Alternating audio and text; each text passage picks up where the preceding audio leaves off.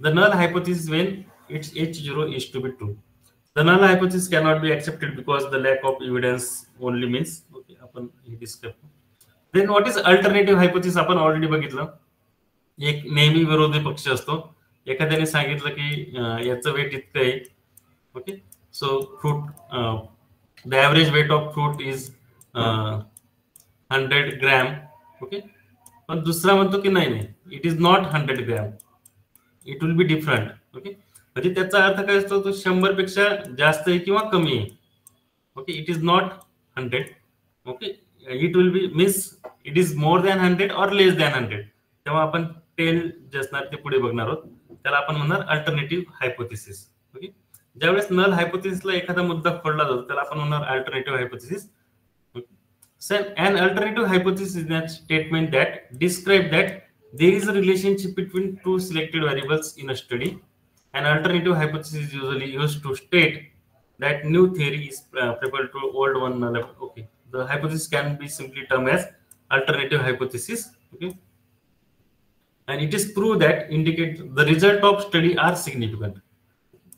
Alternative hypothesis सांगते की results are significant. Okay, and that the sample observation is not result just from the chance. हे जे result आले ते chance मुळे नाही आले, these are the real results. Okay, suppose आपण एक टेस्ट ट्यूब एक सॅम्पल घेतलं, here is 10 ml sample. Okay, 10 ml, आणि याच्यातनं आपण प्रत्येक वेळेस 2-2 ml सॅम्पल घेतलं आणि स्पेक्ट्रोफोटोमीटरला त्याची रीडिंग घेतली. So same sample, absorbance should be same, पण याचा ऍब्झॉर्बन्स तुम्हाला मिळाला 0.560, सेकंडचा ऍब्झॉर्बन्स मिळाला 0.550 आणि थर्ड ऍब्झॉर्बन्स मिळाला 0.565. ओके, सॅम्पल सेम आहे, ऍब्झॉर्बन्स घेतले, फक्त स्पेक्ट्रोफोटो द एरर इज देअर 0.10 किंवा 5 ची जी एरर आहे. So this error is due to the chance. This is not real error. ही जी एरर आहे ही चान्स मुळे. ओके, म्हणजे काहीतरी थोडंसं व्हेरिएशन झाल्यामुळे ती एरर आहे. Actually it should be same, पण असं बायोलॉजिकल एक्झाम्पल मध्ये कधी होतं का सेम डेटा आपण हे घेतलाय तर प्रत्येकाच्या आपल्याला अपेक्षित काय 0.560, 0.560, but there is different. So this different is due to the chance. हा चान्स मुळे, ओके, हा ओरिजिनल डिफरन्स नाही, त्यामुळे हा जो असेल हा आपण ऍक्सेप्ट करत नाही. ओके, बऱ्याचदा आपण रिसर्चर्स काय करतात की 2-3 व्हॅल्यू घेतात, तर एका याचं 12.5 आली हाईट, किंवा दुसरा 11.2 आल्या, तिसरा 11.5 आले. ओके,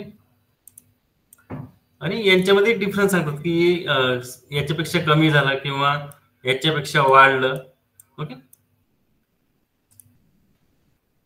हे कमी झालं किंवा वाढलंय, बट हे ऍक्च्युअली रिअल नाही.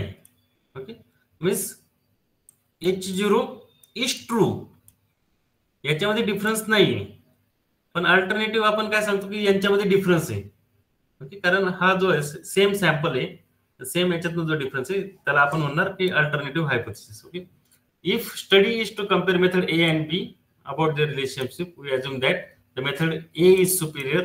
म्हणजे ज्यावेळेस खरोखर डिफरन्स असेल त्यालाच आपण म्हणणार significant difference. Suppose variety A आणि व्हरायटी B, एकामध्ये ऑलरेडी ऑइल पर्सेंटेज जे हे 20% आणि दुसऱ्या व्हरायटीमध्ये ऑइल पर्सेंट हे 30%.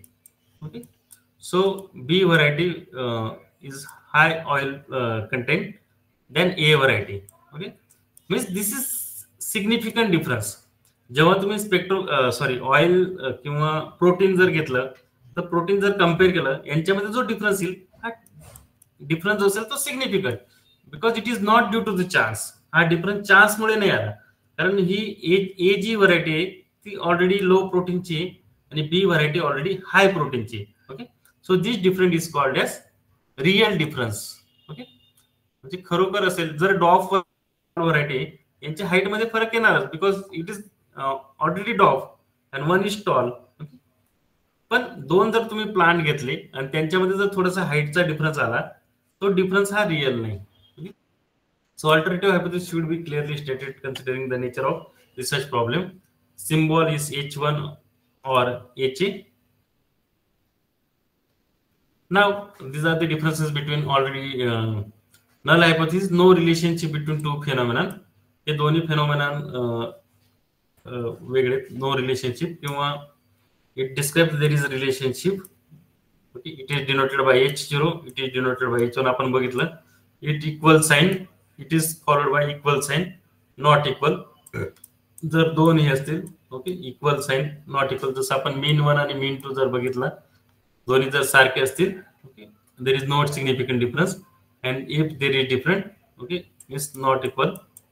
Okay, and it is result of chance. हा जो डिफरन्स आलाय हा चान्स मुळे आलाय नल हायपोथेसिस मध्ये. जसं आपण एकाच सॅम्पल मध्ये 3 ऍब्झॉर्बन्स घेतले आणि या तिघांमधला जो डिफरन्स आला, it is not real difference, it is due to the chance. And alternative hypothesis, result of some real causes. जी एक व्हरायटी ऑलरेडी प्रोटीनची हाय प्रोटीन आहे, एक व्हरायटी लो प्रोटीन आहे, means this result is the difference is due to the real cause. these are the nature it researchers try to disprove, try to prove. आता alternative hypothesis काय करतो, हे आपण prove करून दाखवतो की नाही, हा जो चान्स, जो डिफरन्स इज रिअल, आपल्याला प्रूव्ह करायचं आहे की हा जो डिफरन्स आहे दोन व्हरायटी मधला, व्हरायटी ए आणि व्हरायटी बी यांच्यामध्ये प्रोटीनचा जो डिफरन्स आला, हा खरोखरचा डिफरन्स हे प्रूव्ह करतो आपण अल्टरनेटिव्ह हायपोथेसिस मध्ये. Then results of null hypothesis indicate change in opinion or action. Result of alternative hypothesis, change in opinion and action.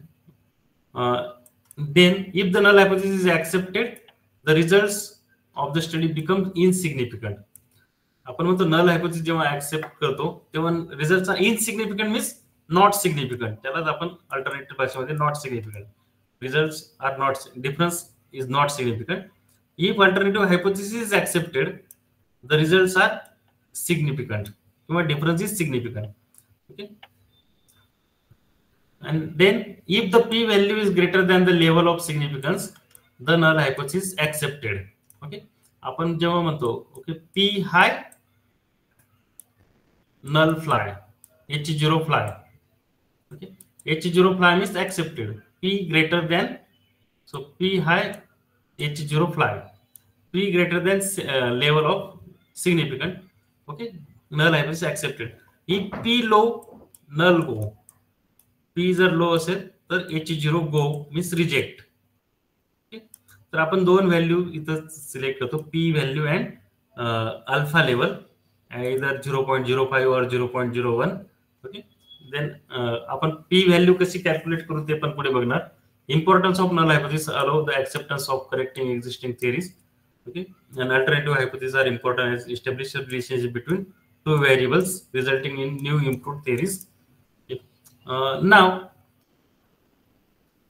आता आपण रिझल्ट काढल्यानंतर जे रिझल्ट होते सेम लाईक एज, जसं आपण एक सॅम्पल घेतलं त्याच्यातले 3 ऍब्झॉर्बन्स घेतले.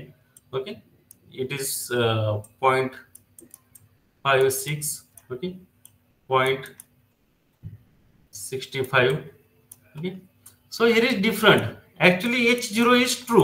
H0 ट्रू म्हणजे काय, हा जो आलेला आहे हा डिफरन्स कशामुळे, it is due to chance. Okay, म्हणजे ऍक्च्युअली इट इज 56-56.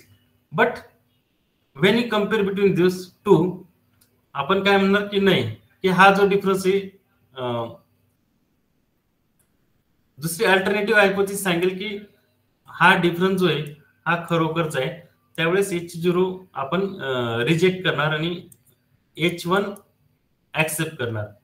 त्यावेळेस हे जे रिझल्ट असतील त्याला आपण म्हणणार टाइप 1 एरर. ओके, आपण एक्झाम्पल मध्ये हे करू. Suppose null hypothesis is true, but we reject the null hypothesis and accept alternative hypothesis, it is called as type 1 error. Okay, if null hypothesis is false but we reject null hypothesis, it is called correct decision. If null hypothesis is true but not rejected means same null hypothesis true आहे पण आपण तो accept केली means correct decision. Okay, null hypothesis false but we reject not rejected type 2 error. तर आता एक जर example आहे outcome of disease. Suppose disease status is negative, म्हणजे एखाद्याला disease status actually H0 is negative, म्हणजे तो एखादा पेशंट आहे तो कोरोना निगेटिव्ह आहे. ओके, आणि टेस्ट केल्यानंतर खरोखर निगेटिव्ह आला. Okay, means this decision is called as correct decision. Correct decision. Okay, तो ऍक्च्युली पेशंट निगेटिव्हच होतं पण त्याला काही सिम्पटम्स वाटत होते, तर टेस्ट केला तो निगेटिव्ह झाला, म्हणजे त्याला करेक्ट डिसिजन म्हणतो आपण. पण पेशंट H0 वॉज निगेटिव्ह आणि टेस्ट केल्यानंतर पॉझिटिव्ह आला, त्याला आपण म्हणतो false positive or type 1 error. Okay, then second criteria disease status is positive. Already त्या पेशंटला कोरोना आहे आणि जेव्हा means H0 is false or it is alternative hypothesis. Okay, here is H0 false. Disease status जे असेल ते positive आहे, त्याला कोरोना आहे आणि टेस्ट केल्यानंतर निगेटिव्ह आला, त्याला आपण म्हणणार false negative. It is called type 2 error. Okay, और सेकंड क्रायटेरिया तो ऑलरेडी डिसीज कोरोना डिसीज त्याला आहे आणि टेस्ट केल्यानंतर पण डिसीज दिसला त्याला corona disease. Okay, correct decision. Okay, you can see here result. You decide to get tested for COVID-19 based on mild symptoms. There are two errors that could potentially occur. Okay, first criteria, the disease test result says you have corona but you actually have, म्हणजे taste सांगतो की positive आहे, corona आहे आणि test केल्यानंतर पण corona दिसला. Correct decision. Okay, there is no error. Second criteria, the disease test result says you have coronavirus, okay, means positive, but you actually don't, आणि तुम्हाला निगेटिव्ह मध्ये आला, तर त्याला आपण म्हणणार type 1 error. Okay, you have corona virus, तो positive होता कोरोना व्हायरसला पण त्याला कोरोना व्हायरस आला नाही, तर टाइप 1 एरर. त्याला फॉल्स पॉझिटिव्ह म्हणणार आपण, कारण इथं पॉझिटिव्ह दिसला. Okay, positive corona test positive, that is the results have coronavirus. Okay, हा पॉझिटिव्ह होता आणि हा negative. Actually you don't have. Okay, false positive. The disease test says you don't have corona virus but you actually don't, म्हणजे corona virus नाहीच आहे पेशंटला आणि taste पण सांगतं की नाही, म्हणजे correct decision. Okay, the disease test result says you don't have corona virus, test केल्यानंतर हा रिपोर्ट आला negative. Okay, but you actually have, पण पेशंट ऑलरेडी पॉझिटिव्ह आहे. Okay, so this is type 2 error. Okay, म्हणजे आपण जेव्हा result करू, हे जेव्हा 2 सॅम्पल मध्ये टेस्ट आपण करणार, पॉइंट एकच सॅम्पल आहे आणि त्याच्यातून दोघांचं सेम ऍब्झॉर्बन्स यायला पाहिजे, पण हा H0 इज ट्रू, पण आपण अल्टरनेटिव्ह हायपोथेसिस सांगेल की H0 is not true. Okay, आणि याने जर आपण अल्टरनेटिव्ह हायपोथेसिस जर ऍक्सेप्ट केला आणि H0 रिजेक्ट केला, so it is type 1 error. Okay, म्हणजे H0 आपला H0 जो होता तो आपण रिजेक्ट केला. ओके, आणि अल्टरनेटिव्ह हायपोथेसिस ऍक्सेप्ट केला, त्याला आपण म्हणणार type 1 error. Okay, now another example, a man goes to trial where he is being tried to murder of his wife. We can put it in a hypothesis testing framework. The hypothesis being tested, आता H0 जेव्हा तो कोर्टात केस गेली तर H0 means त्याने try केला पण त्यानेच मारला नाही, त्यामुळे H0 नॉट गिल्टी, तो ऍक्च्युली दोषी नाही. पण अल्टरनेटिव्ह हायपोथेसिस काय होतं, बाकीचं हे सांगतात की तो दोषी आहे. आता हे प्रूव्ह करायचं. H0 म्हणतो की मीन्स तो ऍक्च्युली दोषी नाही, पण अल्टरनेटिव्ह हायपोथेसिस सांगतं की तो दोषी आहे. Okay, so he did not kill his wife. Okay, but was not found, त्याने खरंच मारलेलं नाही आणि जेव्हा कोर्टाने पण साबित केलं की तो दोषी नाही, मीन्स करेक्ट डिसिजन. त्याने खून केला नव्हता आणि कोर्टाने पण सांगितलं नाही, हे केलं, प्रूव्ह केलं की त्याने खून केलेलं नाही, decision is correct. Now type 1 error, in other words he did not kill, त्याने खून केलेलाच नाही, means negative, means H0 is true, त्याने खून केला नाही, but he found guilty and punish for a crime he did not really commit. Okay, म्हणजे त्याच्यामध्ये हा टाईप 1 एरर झाला. तो ऍक्च्युली त्याने खून केला नव्हता, पण कोर्टाने सिद्ध केली की त्याने खून केला, तर त्याला आपण म्हणू decision is not correct. Okay, त्याला आपण म्हणणार type 1 error. Type 2 error, we fail to reject H0, इथं आहे we reject to H1 when it is true. आपण ऍक्च्युली H0 ऍक्सेप्ट करायला पाहिजे, पण we reject H0 and accept alternative hypothesis. Second type, a commitment, we fail to reject H0 when it is false. Okay, in other words, if the man did kill his wife but found not guilty and not punished. Okay, if the man did kill, त्याने खरोखर खून केलेला आहे. Okay, पण कोर्टाने त्याला दोषी न मानता त्याला पनिशमेंट दिली नाही. Okay, it is called type 2 error. If the man did kill his wife but was found guilty, त्याने खून केलाय आणि त्याला शिक्षा पण मिळाली, करेक्ट डिसिजन. ओके, तर प्रत्येक हायपोथेसिस मध्ये टाइप 1 टाइप 2 एरर याच्यामध्ये 4 क्रायटेरिया असतील, करेक्ट डिसिजन 2 आणि टाइप 1 आणि टाइप 2 एरर. नाव the blood test result says you have high iron level.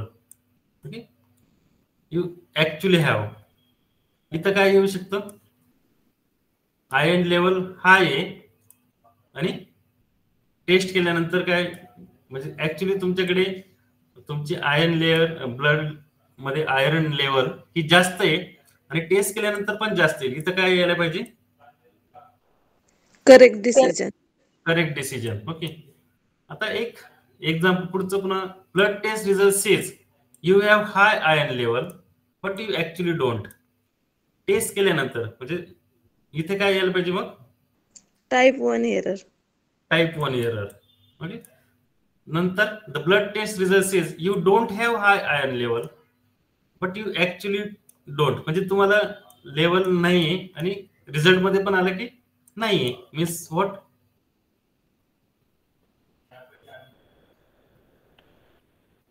तुमच्या ब्लड मध्ये पण नाही आयर्न लेवल हाय आणि रिझल्ट पण आला की no high level. Correct decision, बरोबर आहे. Test result says you don't have high iron level and you actually don't, म्हणजे तुमच्या ब्लड मध्ये पण हे नाही आणि रिझल्ट पण सांगतो की लेवल हाय नाही. Correct decision. Blood test result says you don't have high iron level but you actually have. Okay, इथं जास्त आहे आणि okay, type 2 error. Type 2 error. So we can identify what is type 1 and type 2 error. Okay. So type 1 error, statistically hypothesis testing, the error caused by rejecting null hypothesis when it is true. Okay. आपण example बघितलं की हे true असताना, H0 true असताना आपण काय accept केलं, alternative hypothesis accept केली.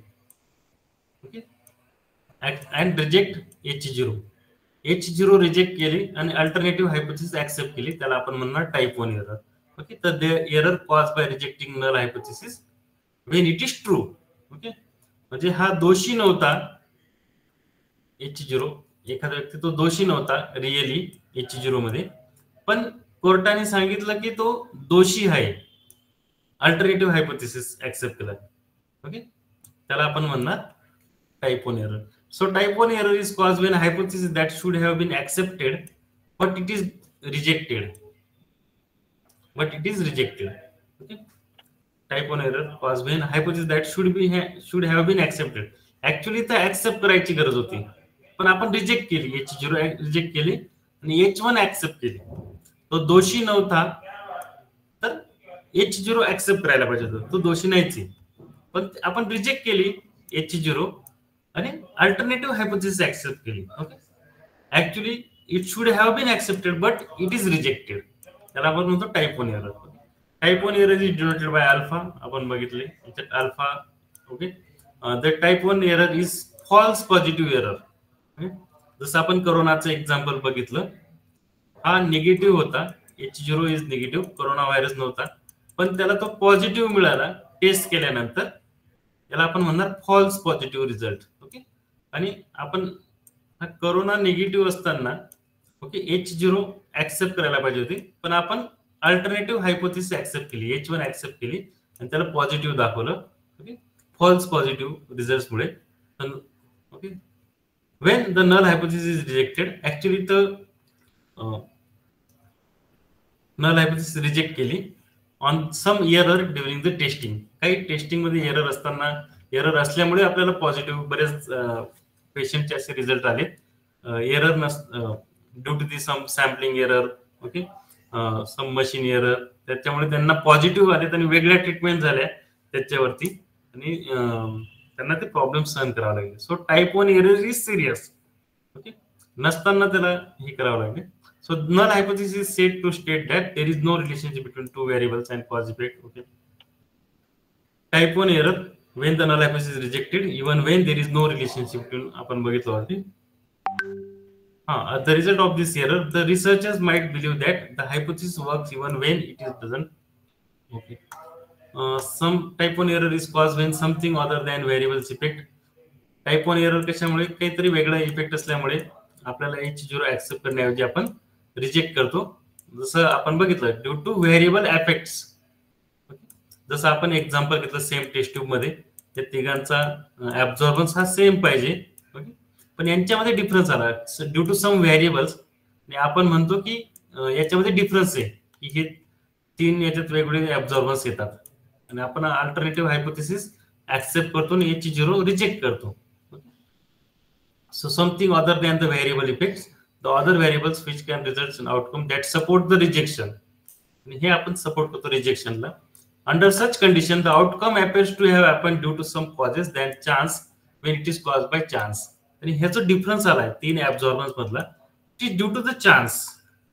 काहीतरी error, fluctuation, light fluctuation, sample व्यवस्थित ऍड झालं नसेल, it is due to the chance. त्यामुळे तुम्हाला हे वेगवेगळे रिझल्ट मिळाले. Before the hypothesis test, probably is set level of significance. प्रत्येक वेळेस हायपोथेसिस टेस्टिंग करताना लेवल ऑफ सिग्निफिकन्स म्हणजे आपल्याला ऍक्युरसी किती पाहिजे. जर प्रोटीन जर तुम्हाला करायची असेल तर तुम्ही 1% ला करू शकता, मीन्स 99% ऍक्युरसी. पण बाकीचा दुसरा जो डेटा असेल क्वालिटेटिव्ह डेटा वगैरे, तर त्याच्यामध्ये तुम्ही 95% कॉन्फिडन्स इंटरवल, 5% हे घेऊ शकता level of significance. Okay, suppose आपण हाईट घेतली वेगवेगळ्या, त्याच्यात व्हेरिएशन दिसतच बऱ्यापैकी, पण प्रोटीन जर घेतला सेम याच्यात, सेम सॅम्पल मध्ये, तर याच्यामध्ये ऍक्युरसी किंवा डिफरन्स कमी असेल मिलीग्राम वगैरे, तर तुम्ही 99%. जर तुम्हाला मोर ऍक्युरसी पाहिजे असेल तर तुम्ही लेवल ऑफ सिग्निफिकन्स 0.01 सिलेक्ट करू शकता. तुम्हाला ऍक्युरसी, तुमचा डेटा जर थोडासा हे वाटत असेल तर तुम्ही 95% ऍक्सेप्टन्स रिजन मध्ये घ्या आणि 5% रिजेक्शन रिजन मध्ये घेऊ शकता. So it is depend on you, तुम्हाला कोणतं लेवल ऑफ सिग्निफिकन्स घ्यायची आणि त्याला तुम्हाला रिझल्ट पाहिजे तर तुम्ही लेवल ऑफ सिग्निफिकन्स घेऊ शकता. The type 1 error might due to the chance level of significance set before the test without the considering the test duration and sample size.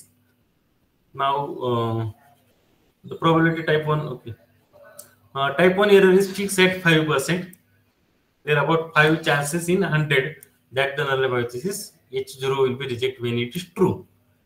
आपण ऑलरेडी बघितलं तर 100 एक्सपेरिमेंट केले तर 5% जे एक्सपेरिमेंट असतील ते तुमचे चुकले काहीतरी ऍडिशन, पण 95% जे एक्सपेरिमेंट, हॅलो,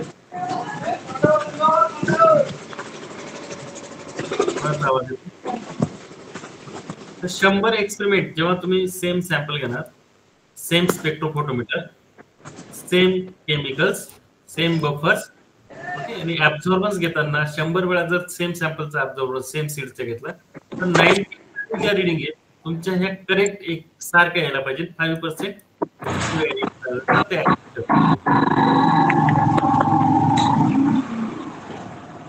कोणाचं तरी चालू आहे.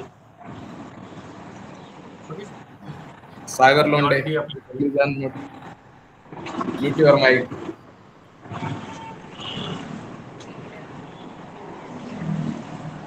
मला म्यूट कर असं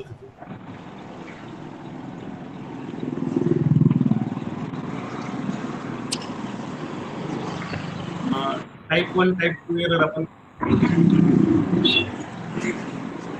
तर म्यूट करा mute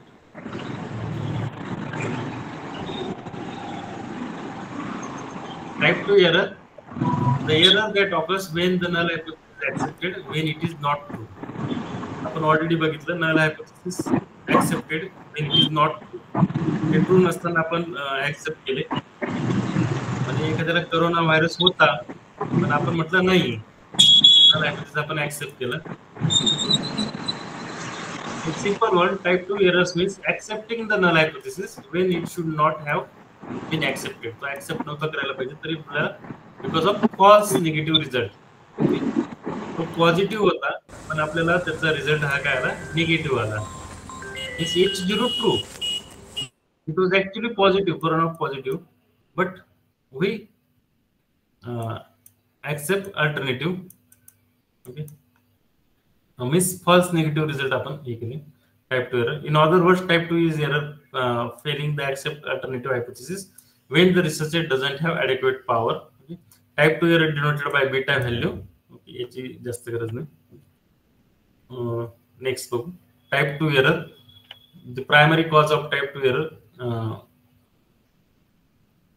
is the low power of statistical test. This occurs when the statistical is not powerful. Okay. Other facts like the sample size might also affect the test results. Sample size, okay, हे important आहे. Taste याच्यामध्ये जर तुम्ही 100 sample घेतले तर तुम्हाला ऍक्युरसी जास्त मिळेल. ओके, आणि जर तुम्ही 2-3 सॅम्पल मध्ये जर डिफरन्स दाखवला तर ऍक्युरसी कमी होईल. It is due to the, जसं आपण एकच सॅम्पल एकच सीड्स असतील आणि याच्यातनं 100 एक्सपेरिमेंट केला आणि त्याच्यानंतर त्याचं प्रोटीन काढलं तर हे तुम्हाला ऍक्युरेट रिझल्ट मिळेल. पण तुम्ही एकच वेळा प्रोटीन केला, ओके, नंतर दुसरं एक सॅम्पल घेतलं त्याच्यामधलं पण एकच वेळा प्रोटीन केलं, तर याच्यात 10 आणि 20 हा जो डिफरन्स असेल due to sample size. Sample size जर तुमची जास्त असेल result will be more clear or more correct. When small size is selected, the relationship between two variables being tested might not be significant even when it does not exist. Okay? The researcher might assume that the relationship is due to the chance and thus reject the alternative hypothesis. Okay? And there is important to select an appropriate size of the sample before beginning the test. Sample size त्यामुळे जास्त असावी. Type 2 error already आपण बघितलं. So these are the difference between type 1 and type 2 error. Type 1 error statistical hypothesis आपण already बघितलं. Type 4 error is equivalent to false positive is false negative. आपण बघितलं denoted by alpha, denoted by beta. It can reduce by decreasing the level of significance. Level of significance decrease करून तुम्ही correct करू शकता किंवा त्याचं हे कमी करू शकता. It can reduce by increasing the level of significance. Okay? It caused by the luck or chance. Chance मुळे ते येऊ शकते. And it is caused by smaller sample size. Sample size small असेल तर याच्यामध्ये व्हेरिएशन येऊ शकते. Okay? Type 1 error is similar to false hit. Type 2 error is similar to miss. Okay? Type 1 error is associated with rejecting the null hypothesis, okay, and accepting alternative hypothesis. But in type 2 error associated with rejecting alternative hypothesis and accepting null hypothesis. याच्यात उलट आहे.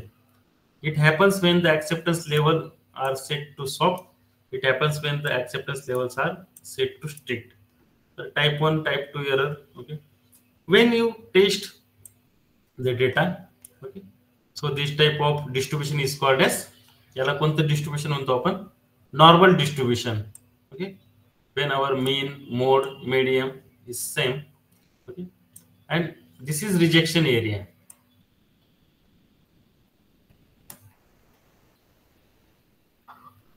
हाँ एक minute call.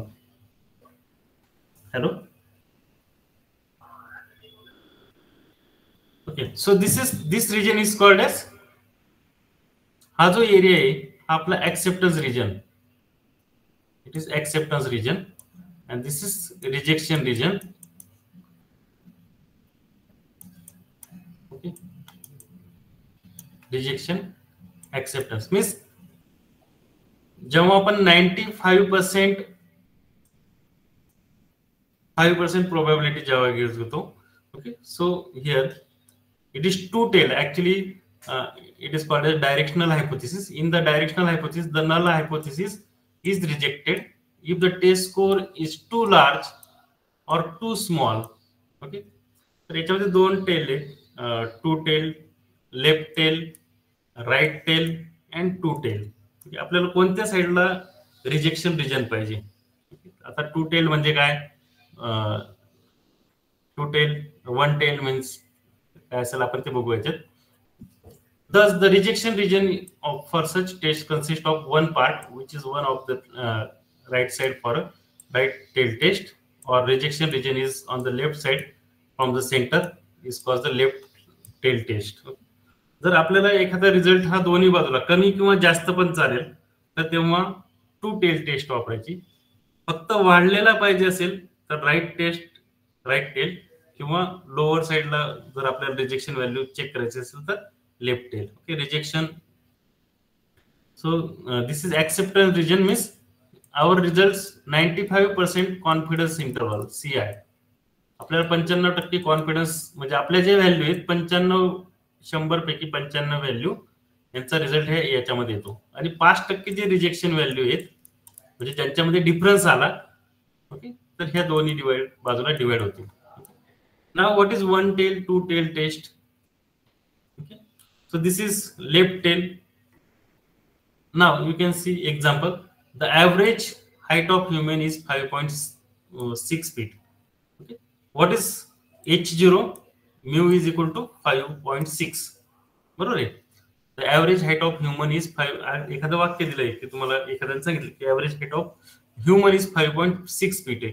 पण दुसरा काय म्हणेल? नाही, average height 5.6 feet नाही, ही कमी असेल किंवा जास्त असेल. ओके, म्हणजे त्याला प्रूव्ह करून दाखवायचंय की ऍव्हरेज हाईट माणसाची 5.6 फूट नाही, तर ती 5.6 पेक्षा जास्त पण असू शकेल किंवा 5.6 पेक्षा कमी पण असू शकेल. तेव्हा आपण त्याला अल्टरनेटिव्ह हायपोथेसिस म्हणू. So mu is not equal to 5.6 feet, means it is called two tailed. Not 5.6 means it may be below 5.6 or maybe above 5.6. It is also H1. It is also H1. Mu greater than 5.6 or mu less than 5.6. Okay. Mu is, what is mu and x bar? Who will tell me what is mu and x bar? बऱ्याच ठिकाणी तुम्हाला mu पण दिसेल आणि x बार ऍव्हरेजला दिसेल. Mu केव्हा वापरायचा आणि एक्स बार केव्हा वापरायचा? म्यू फॉर पॉप्युलेशन मीन. जेव्हा पूर्ण पॉप्युलेशनचा तुम्ही मीन घेता तेव्हा म्यू वापरायचा, आणि जेव्हा तुम्ही सॅम्पलचा मीन घेता तेव्हा तुम्हाला एक्स बार वापरावा लागतो. X bar is equal to, तुम्ही मीन काढतात ना, sample mean means X bar is equal to summation of X divided by N. Okay, X bar. Okay, आणि पॉप्युलेशनचा मीन जर काढायचं असेल तर सेम हे summation of all samples summation of x, same formula, फक्त mu means population mean and x bar means sample mean. तर इथे ह्या एक्झाम्पल मध्ये दिले average height.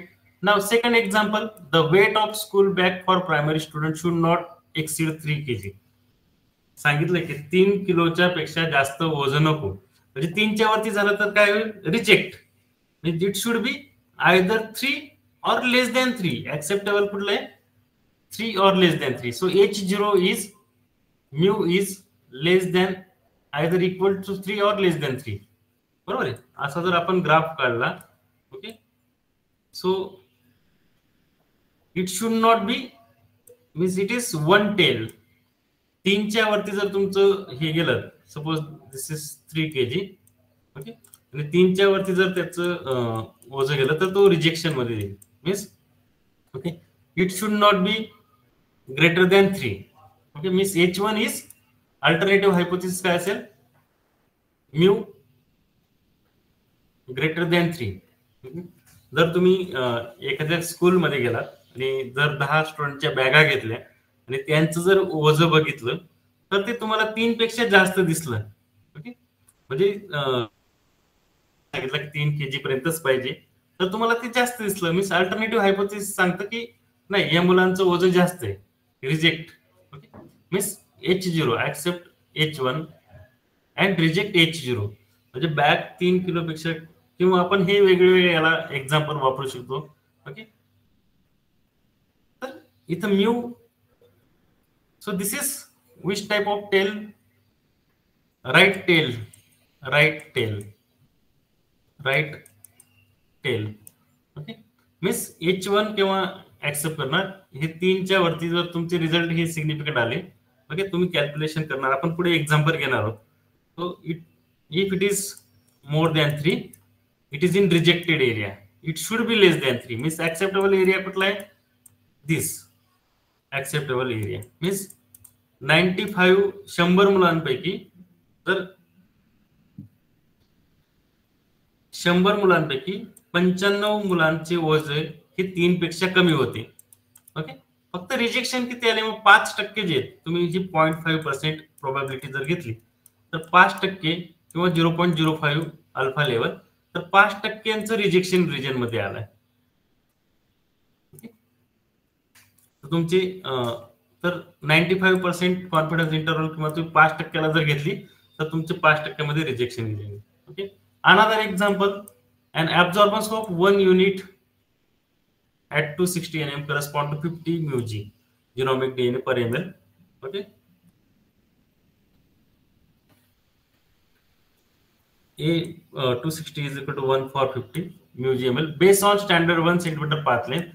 आपण म्हणतो की एक, सॉरी, 1 युनिट 260, 1 युनिट जर डीएनए असेल तर, सॉरी, 260 जर ऍब्झॉर्बन्स आला तर तो 50 म्यूजी ला 260 म्हणजे स्टँडर्ड व्हॅल्यू.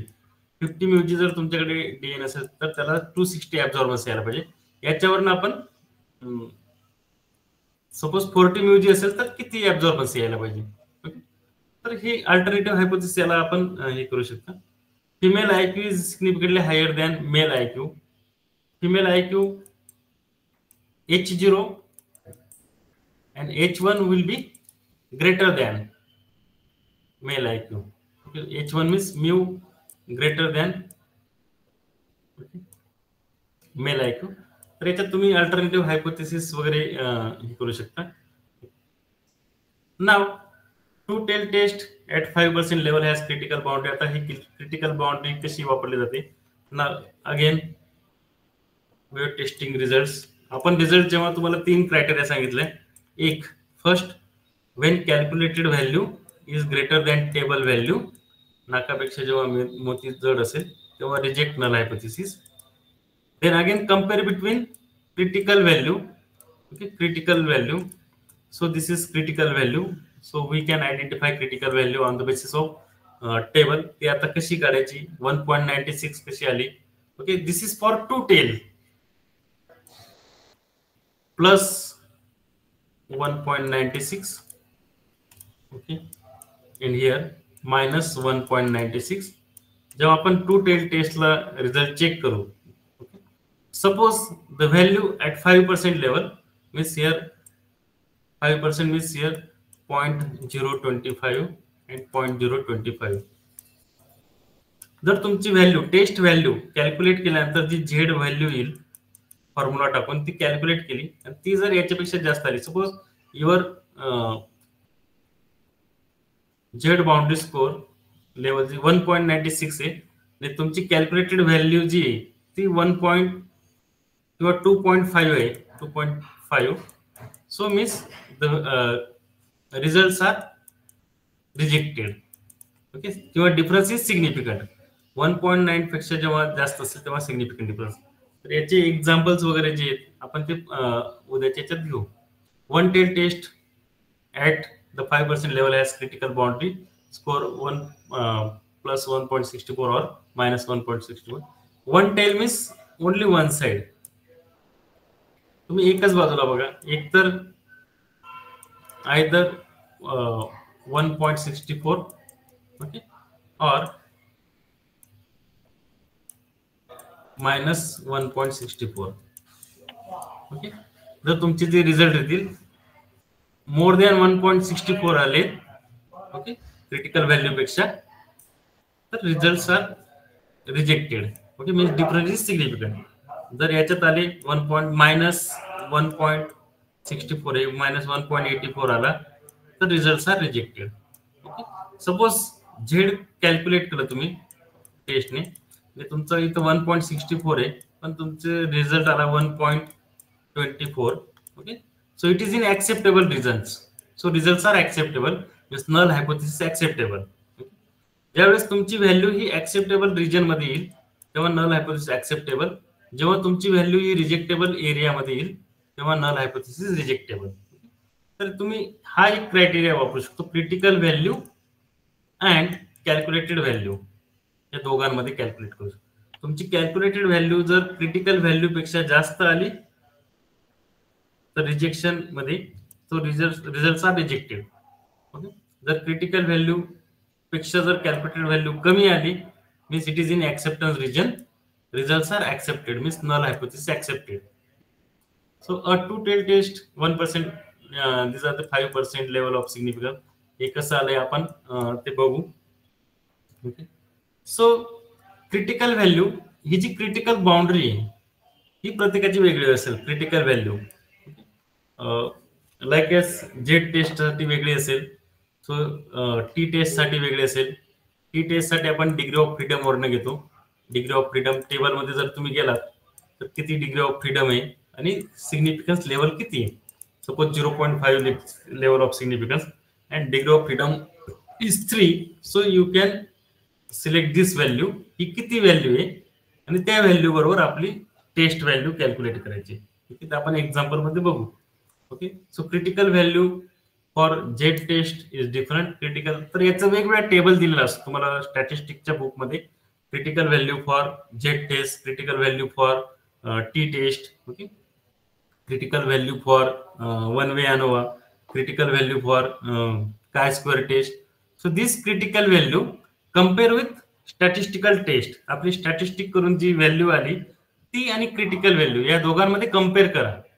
ज्यावेळेस तुम्ही कम्पेअर करणार, जेव्हा तुमची टेस्ट व्हॅल्यू ही ह्या रिजन मध्ये येत असेल आणि critical boundary, it is called critical value और क्रिटिकल बाउंड्री, या बाउंड्रीच्या पुढे जर तुमची व्हॅल्यू जात असेल, ही जर जसं 1.96 दिले टू टेल साठी, ओके, तर 1.96 च्या पुढे जर तुमची व्हॅल्यू येत असेल टेस्ट व्हॅल्यू, तर results are rejected, not acceptable. जर तुमची व्हॅल्यू 1.96 पेक्षा कमी येत असेल, सपोज 1.50 येत असेल, it is in acceptable regions. Okay, so results are acceptable. Okay, तर हे कसं ठरवायचं आपण एक्झाम्पल वरनं पुढे घेऊ शकतो. So critical value for T test, T test साठी त्याला डिग्री ऑफ फ्रीडम वापरला जातो आणि त्याच्यावरनं आपण क्रिटिकल व्हॅल्यू काढतो. टी टेस्ट आपण पुढे नंतर हे बघणार आहोत. So criteria when the population standard, okay, या स्टँडर्ड डेव्हिएशन वगैरे आपण हे नंतर बघणार. Critical value now here decision criteria. So T test is use population standard. तुम्हाला सांगितलं ऑलरेडी टी टेस्ट केव्हा वापरणार आणि जेड टेस्ट केव्हा वापरणार. जर लेस देन 30 सॅम्पल असतील तर T test, more than 30 sample असतील तर Z test. Both are near equal. So again determine alpha level subtract 1 हे आपण नंतर बघणार. तर याच्यामध्ये decision criteria, reject the null hypothesis if test statistic greater than T critical value. Okay, now you can see here our T critical value is here. Okay, suppose 1.96 and T test statistic is greater than, is more than T. आपली जी T statistic आली ती 2.5 जर आली, okay, reject null hypothesis and accept alternative, means results are significant different. Okay, reject the null hypothesis if T test statistic. So this is for right tail test. Okay, then left tail test साठी पुन्हा हे लेस असेल. If reject the null hypothesis if T test statistic is lower than critical value. Now again for left tail, this is left tail. Okay, this is right tail, this is left tail test. Okay, लेस इथं minus मध्ये असतील, अजून minus मध्ये आली म्हणजे पुन्हा less आली तेव्हा results are significant difference. Reject null hypothesis. Reject null hypothesis if the test does not lie in the acceptance region. तर ह्या acceptance region मध्ये जर तुमची व्हॅल्यू येत नसेल तर तेव्हा तुम्ही रिजेक्ट करू शकता. So these are the different criteria to reject or accept null hypothesis. Okay. तर आपण जेव्हा 95% कॉन्फिडन्स इंटरवल म्हणतो तेव्हा आपले जे रिझल्ट असतात ते 95% हा जो एरिया असेल हा याला ऍक्सेप्टन्स रिजन म्हणतो आपण. आणि साईडचा जो एरिया आहे हा रिजेक्टेड रिजन. ओके. जर तुमची व्हॅल्यू टेस्ट करून जर ह्या एरियामध्ये तुमची व्हॅल्यू येत असेल तर रिजेक्ट. ओके. आणि जर व्हॅल्यू तुमची ऍक्सेप्टन्स एरियामध्ये असेल तर null hypothesis accepted or results are accepted. There is no significant difference. Now आपण ऑलरेडी बघितलं, if the P value is less than alpha level we reject the null hypothesis, and if the p value is greater than alpha level we fail to reject the null hypothesis, means accept. Okay. Same sentence, फक्त हे sentence लक्षात ठेवा, p high null fly h0 fly. आपण SPSS जेव्हा बघणार त्याच्यात तुम्हाला clear cut होईल पुन्हा. h0 fly means accept, p low null go, h0 go means reject. Okay, reject. Okay. So P value is less than alpha level. P value कशी find out करायची आपण पुढे एक्झाम्पल घेणार आहोत. P value is less than alpha level. Alpha level means level of significance, that is 0.8, 0.05. Okay. Suppose our p value is 0.20 p value and our alpha level is 0.10. Okay. So p is high, so null fly means results are acceptable. There is no significant difference. If p is 0.05 and alpha level is 0.10, p low null go means reject null hypothesis. The difference are significant. Okay.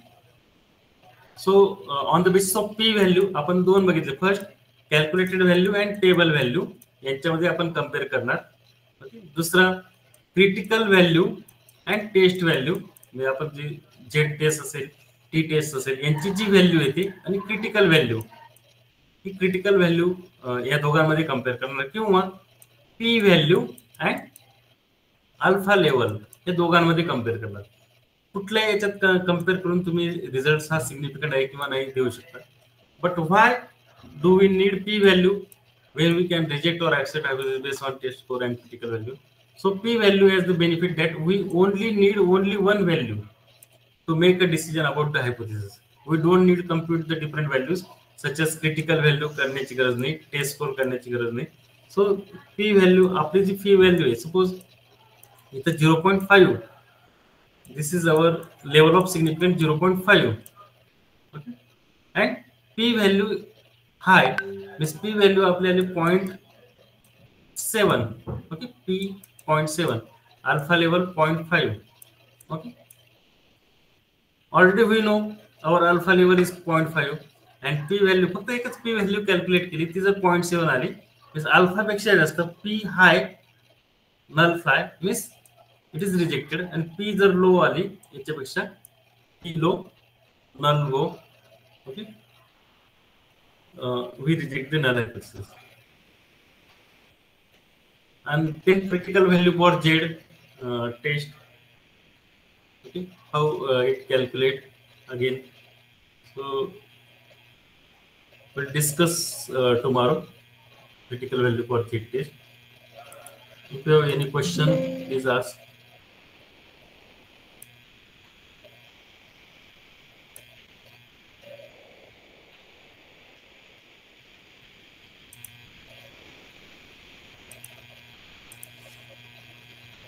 कोणाला काही question असेल तर विचारा.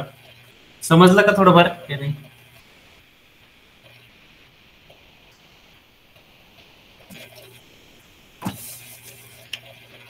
आपण उद्या example घेतल्यानंतर हे तुम्हाला क्रिटिकल व्हॅल्यू कशी असते, क्रिटिकल व्हॅल्यू कशी काढतो, ओके, ही व्हॅल्यू कशी काढतो आपण, कॅल्क्युलेट कसं करतो, तर ही एक्झाम्पल घेतल्यानंतर क्लिअर होईल तुम्हाला, लेवल ऑफ सिग्निफिकन्स वगैरे.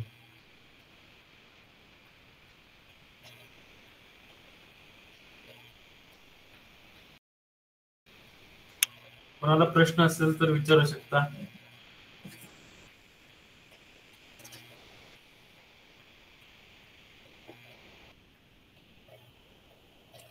याच्यानंतर आपण एसपीएसएस मध्ये पी व्हॅल्यू कशी निघेल.